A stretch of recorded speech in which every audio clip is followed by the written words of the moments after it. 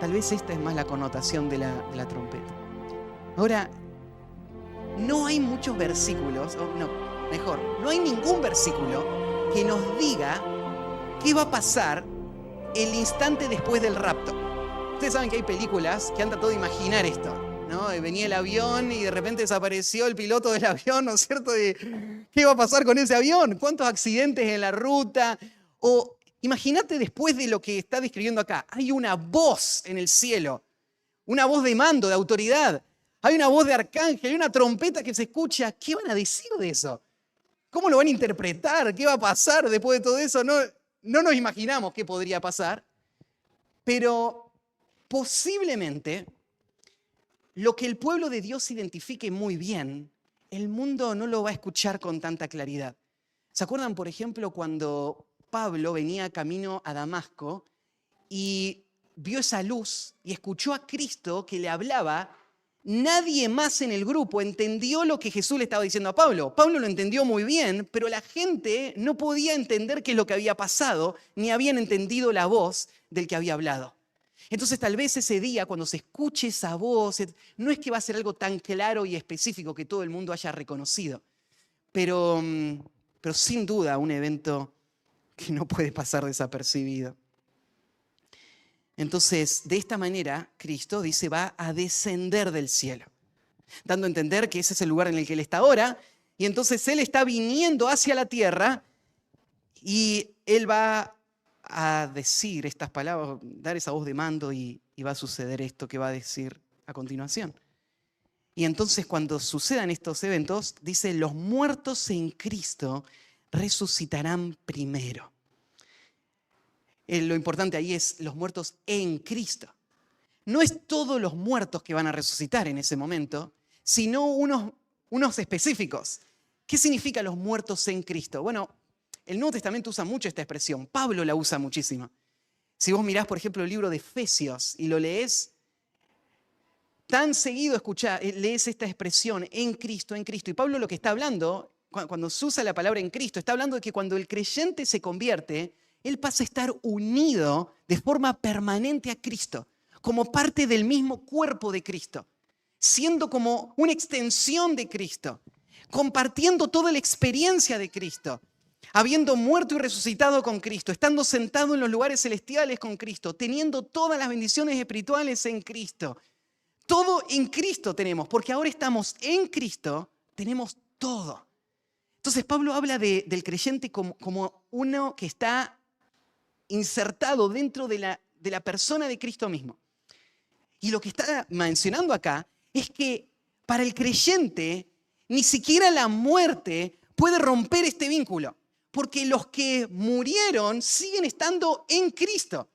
Y esos que murieron y están en Cristo son los que están a punto de resucitar. Los muertos en Cristo, entonces los que están muertos pero están en Cristo, ellos van a resucitar primero. Y esta es la resurrección de todos los creyentes que son parte de la era de la iglesia. Acá no va a resucitar este día David o Abraham. Van a resucitar todos los que creyeron desde el día de Pentecostés hasta ese momento de la venida del Señor. Todos los que están en Cristo van a resucitar. Y esta resurrección es una resurrección física, corporal, no espiritual. No me imagino lo que van a pensar los que están ahí en el cementerio y vean este evento. Inmediatamente, ¿no es cierto?, los creyentes saliendo de las tumbas para estar con el Señor. Pero van a resucitar todos corporalmente. Luego, entonces, una secuencia de eventos. Los que vivimos, vuelvo a usar la misma expresión, Pablo está pensando en ser uno de estos. Los que vivimos, los que hayamos quedado. ¿Qué va a pasar? Seremos arrebatados juntamente con ellos en las nubes. Esta es la palabra que da lugar al título que puse, el rapto, nuestra esperanza. Y esta es una palabra que tiene muchos usos. La mayoría de las veces la palabra arrebatar tiene el sentido de robar o quitar por la fuerza. Algo que tiene la connotación de violencia. Entonces arrebatar es como un ladrón, ¿no es cierto?, que pasó en la moto y le arrancó la cartera a la mujer, se la arrebató de las manos. este es el sentido de la palabra. Pero en este caso no está hablando de Dios robando nada porque le pertenece todo lo que Él vino a buscar. Pero sí tiene este sentido de quitar algo de repente, de apoderarse de algo, de agarrarlo para sí. Y este es el mejor término para describir a este evento en donde el pueblo de Dios está en este mundo y Cristo, que dijo que Él iba a venir a buscar a los suyos para tomarlos a sí mismo, lo va a hacer y nadie va a poder evitarlo. Su poder, su autoridad va a hacer que de forma inmediata, sin ninguna resistencia, todo su pueblo sea tomado para sí en un instante. Van a ser arrebatados. Hay cuadros, imágenes, ¿no es cierto?, donde se ve a personas volando en el aire. Y si tenías la esperanza de algún día volar, el día del rapto, no, la Biblia en ningún momento dice que esto va a pasar. La palabra del rapto no da la intención de ver este evento de esta manera. Pero sí dice que nosotros vamos a ser arrebatados juntamente con los que resucitaron en las nubes. En las nubes está relacionado con lo que va a decir más adelante de nuestro encuentro con el Señor. Entonces, de repente, como dice en 1 Corintios, en un instante, en un abrir y cerrar de ojos, o sea, en la fracción más diminuta que podríamos imaginar de tiempo, estamos fuera de este mundo y en esas nubes con el Señor, junto con todo el pueblo de Dios que ya partió y que en ese momento va a ser reunido con nosotros para ese encuentro con Cristo. Esta doctrina del rapto ha traído mucha controversia. Hay muchos evangélicos, cristianos, creyentes, hay gente que son hermanos en la fe realmente, pero tienen confusión en cuanto a esta doctrina. Ignoran la verdad de esta doctrina. Y la ignoran por no tomar la Biblia de una forma literal, histórica y gramatical. El pasaje que estamos estudiando parece ser muy claro y directo, los otros que leímos lo demuestran. Ahora, sí hay que entender algo en cuanto a la doctrina del rapto. El hecho de que va a suceder un rapto universal en donde Cristo va a llevar a todo su pueblo, eso no hay ninguna duda. La Biblia es sumamente clara y explícita en cuanto a esto. Pero hay detalles de la doctrina del rapto que no están claros en ningún texto. Ahora, aunque no están claros en ningún texto solo, aunque no hay un versículo que lo diga explícitamente, lo que sí podemos hacer es mirar muchos textos y tomar de esos textos las implicancias de esos textos y reconociendo esas implicancias, evaluar dónde está el peso de la evidencia para tomar una decisión de cómo es que la Biblia señala que va a suceder el evento. Hay verdades en la Biblia que son indiscutibles porque hay un versículo que lo dice abiertamente. Hay otras doctrinas que las abrazamos y las creemos, pero no porque haya un texto que lo diga de forma explícita, sino porque cuando miramos todos los textos, lo que tomamos de esos textos que implican esos pasajes, la evidencia de esos textos nos llevan a una conclusión. Entonces, por ejemplo, el hecho de que va a haber un rapto es indiscutible. Pero, por ejemplo, ¿cuándo va a ser el rapto? ¿Va a ser antes de la tribulación, antes de esos 7 años de juicio sobre el mundo, en el medio de la tribulación o hacia el final de la tribulación? Este tema no es algo que se pueda reconocer en un solo texto.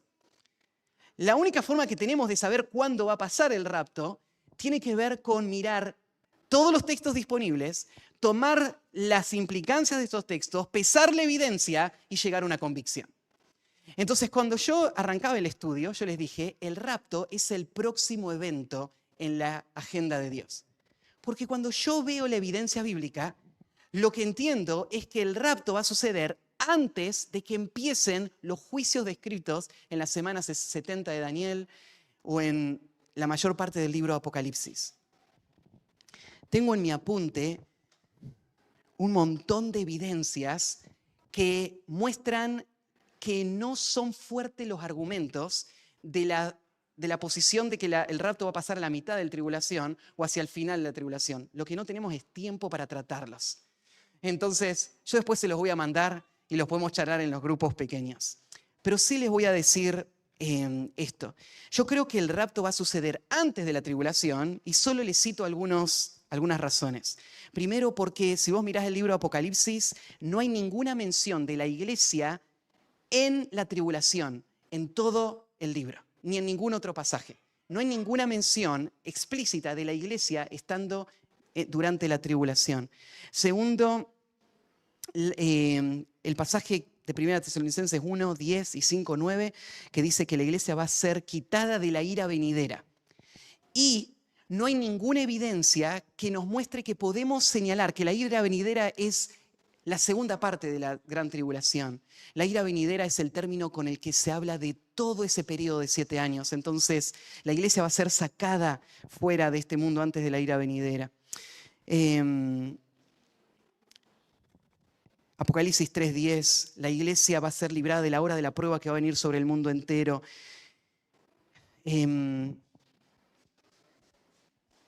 Y tal vez hay varios más, pero uno más. El concepto de la inminencia del regreso de Cristo, el hecho de que Cristo pueda venir en cualquier momento, es algo que solamente lo puede creer una persona que cree que el rapto es el próximo evento.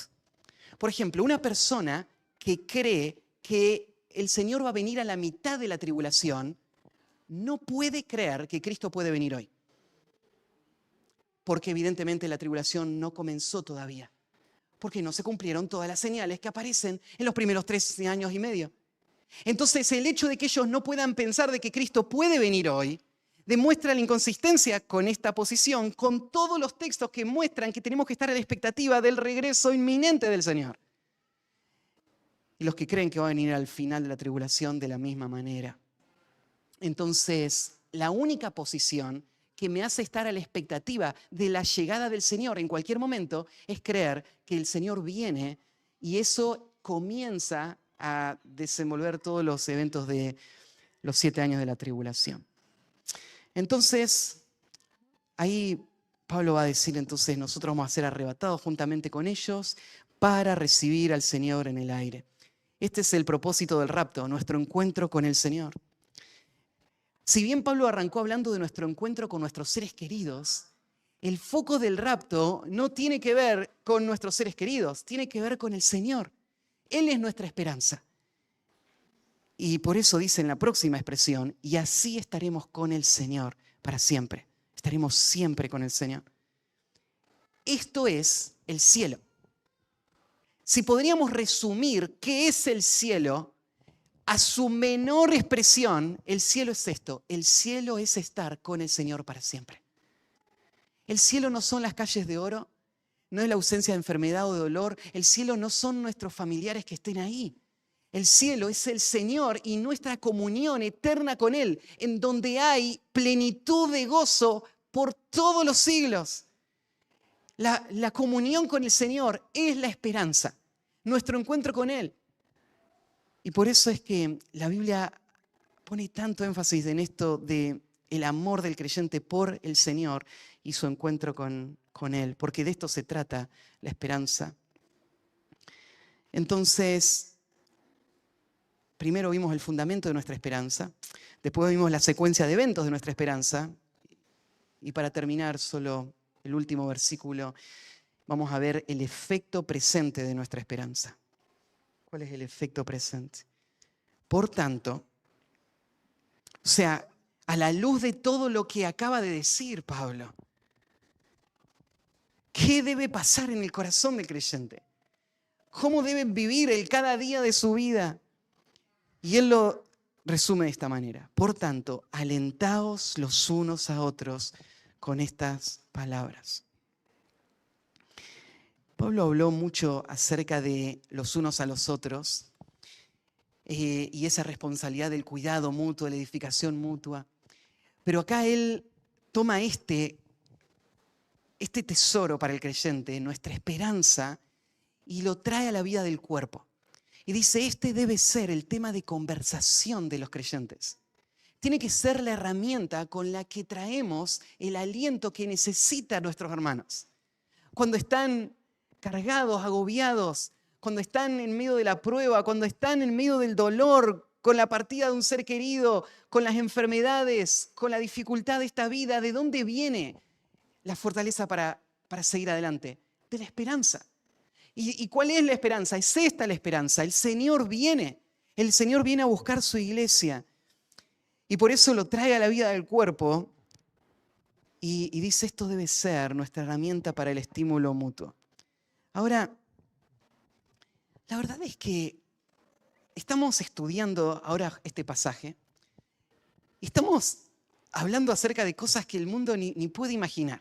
Estamos hablando de lo que nos espera y de las promesas del Señor para nuestra vida y nuestra eternidad. Pero la verdad es que muchos que escuchan esto que estamos diciendo ahora no se alegran por lo que estoy diciendo. O sea, Pablo dice, aliéntense con estas palabras, pero aún en esta mañana yo estoy diciéndoles estas palabras, pero no produce aliento, no produce gozo, no produce expectativa, no produce pasión, no produce deleite. ¿Y qué es lo que está mal en el corazón? ¿Por qué no te anima la doctrina del rapto? ¿Por qué no te levantás cada mañana pensando que este puede ser el día? ¿Por qué después de pensarlo, de escucharlo, volvemos a nuestras rutinas y vivimos como si esta fuese a ser nuestra realidad? Sin ninguna expectativa, sin ninguna anticipación del inminente regreso del Señor. Te lo pregunto, ¿cuánto cambiaría tu vida hoy cuando salís de esta predicación? O mañana cuando te levantás por la mañana, si realmente lo creerías y si estaría el gozo de esta verdad en tu alma. Bueno, creo que hay muchas razones por las que puede ser que esta verdad no nos aliente, pero creo que hay una que puede estar en el corazón de todas ellas. Ahí en 2 de Timoteo 4:8, Pablo habla de su encuentro con el Señor. Él está a punto de ser ejecutado y él dice, por lo demás me está guardada la corona de justicia, la cual me dará el Señor, juez justo, en aquel día, y no solo a mí, sino también a todos los que aman su venida. Pablo habla de su encuentro con Cristo y él piensa, el Señor me va a recompensar ese día, porque toda mi vida yo he amado ese momento. Lo que Pablo dice que él amó y que él dice muchos más están amando, es la venida de Cristo. Es el encuentro con Él. Es al Señor mismo. Es nuestro amor por Cristo lo que hace que sea tan especial el día del encuentro. Pensá, ¿no es cierto?, en un ser querido que extrañás. Imagínate lo que va a ser para mí. Estoy un mes allá en la selva y después de un mes empiezo el regreso para casa. Tardo casi una semana en el viaje. Imagínate toda la mente, ¿no es cierto?, cómo tengo que luchar para luchar la ansiedad de ese momento, de ver a mi esposa, de ver a mis hijos, de abrazarlo de nuevo. Hay una expectativa que va creciendo. Y cuando llega el momento, cuanto más cerca está, más sube la expectativa. Y cuando llega el momento, ¿no es cierto?, todo lo demás no importa. Lo que importa es ese momento del reencuentro, del abrazo, de estar de nuevo juntos, de poder olvidarte del mundo, ¿no es cierto?, y disfrutar de la persona a la que amás. Lo que hace de ese momento tan especial, algo tan especial, es el amor que tengo por mi esposa y por mis hijos. Sin ese amor, ese reencuentro es solamente parte de la rutina. Entonces, ¿dónde se basa nuestra expectativa, nuestra pasión, nuestra ansiedad, nuestra desesperación, nuestro dolor por ese encuentro con el Señor? Está en nuestro amor a Él. Está en lo precioso que Él es para vos. como lo describe Pedro en el capítulo 1, ¿no es cierto? Aquel a quien amamos sin haberle visto. Aunque no lo veamos, nos alegramos con gozo inefable y glorioso, imaginando ese momento para estar con Él. Eso es lo que tiene que apasionar tu corazón. Si tu corazón se ha llenado de las rutinas de este mundo y hay otros ídolos que han ganado tus afectos, si vos te has ocupado del ministerio y las tareas pensando que eso complace al Señor y estás esforzándote por hacer muchas cosas para el Señor, pero no estás cultivando tu amor por Él, entonces su regreso no va a producir ninguna expectativa, ningún deseo, ningún amor. No vas a amar su venida. Más bien su venida para muchos va a ser una interrupción de sus planes. Que venga el Señor va a hacer que no puedas hacer lo que tanto deseabas. Pero es el amor lo que te va a empujar. Y cuando ahí en 1 Corintios 16, 22 dice, el que no amare al Señor Jesucristo sea anatema, el Señor viene. Él está diciendo, el amor a Cristo es la marca distintiva de un verdadero hijo de Dios. Si no hay amor por Cristo, si no hay una expectativa de su regreso, entonces este es el momento para preguntarte, ¿soy de Cristo o no? ¿Está mi amor en las cosas de este mundo? ¿Soy un ciudadano de lo eterno? ¿O soy un hombre carnal, atado a este mundo, viviendo para este mundo? El que no amara al Señor Jesucristo está destinado a la perdición. El que no lo ama y no ama su regreso. Entonces, tal vez la pregunta para cerrar esta mañana es, ¿estás listo para el regreso del Señor? ¿Estás listo para tu encuentro con Él? El Señor viene. Lo creas o no, este puede ser el día. ¿Qué es importante en tu vida? ¿Cuáles son tus valores, tus prioridades? ¿Estás viviendo a la luz de la eternidad o estás viviendo para este mundo? Aquel que amamos está viniendo pronto. ¿Te emociona eso? Aún en esta mañana, ¿estás emocionado por lo que estás escuchando? ¿Estás expectante? ¿Estás anticipando eso? ¿O es algo más? Solamente esperando terminar la predicación para seguir con lo próximo en tus rutinas y en tu día a día. Apocalipsis 22, 20 dice así, el que da testimonio de estas cosas dice, ciertamente vengo en breve. Amén. Sí, ven, Señor Jesús. Padre, queremos clamar junto con el apóstol Juan con estas palabras. Ven. Ven hoy, ven a buscarnos. Ya no queremos más estar lejos. Disfrutamos tanto la comunión contigo, pero estar en persona. Abrazar, sentir, caminar juntos, estar para siempre con el Señor.